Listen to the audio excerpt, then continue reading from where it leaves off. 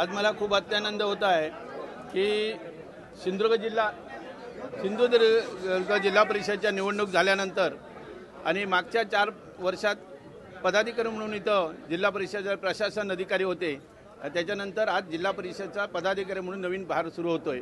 मी खूप ऋण व्यक्त करीन आमच्या महाराष्ट्राचे नेते माननीय राणेसाहेब यांचं मी आभार व्यक्त करीन, माननीय रवींद्र चव्हाण साहेबांचं मी आभार व्यक्त करतो, माननीय पालकमंत्री आमचे नितेशजी राणेसाहेब, निलेशजी राणेसाहेब, दीपक भाई आणि आपल्या महायुतीचे असलेले तिन्ही पक्ष आणि तिन्ही पक्षाचे असलेले जिल्हाध्यक्ष आणि महिला जिल्हाध्यक्षांचं आणि सर्व 50 जिल्हा परिषद सदस्यांचं ज्यांनी माझ्यावर पूर्ण विश्वास ठेवला आणि मला बिनविरोध अध्यक्ष केलं। ह्यापूर्वी माझ्या मतदारांनी पण मला बिनविरोध सदस्य केलं होतं आणि आज माझ्या 50 जिल्हा परिषद सदस्यांनी मला बिनविरोध अध्यक्ष केलं।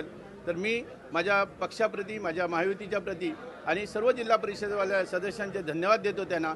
आणि लोकांना पाहिजे असेल, समाजाला पाहिजे असेल, लोकांवर खूप काम करण्याची माझी जबाबदारी आहे। असणारी आव्हानं माझ्या 50 जिल्हा परिषद सदस्यांना बरोबर घेऊन मी नक्की पेलेन आणि लोकांना पाहिजे असलेलं चांगला प्रशासन आणि चांगलं पदाधिकारी म्हणून काम करेन। कारण मी गेली 37 वर्ष समाजसेवा करत आहे, त्या समाजसेवेचा जो काय माझा अनुभव आहे तो माझ्या पणाला लावून मी माझं जिल्हा परिषद अध्यक्ष म्हणून काम सांभाळेन आणि करेन।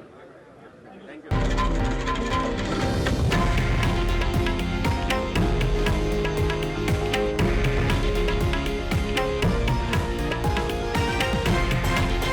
हे आहे देशातील नंबर 1 न्यूज नेटवर्क आणि आपण पाहत आहात TV9 मराठी, एकमेव।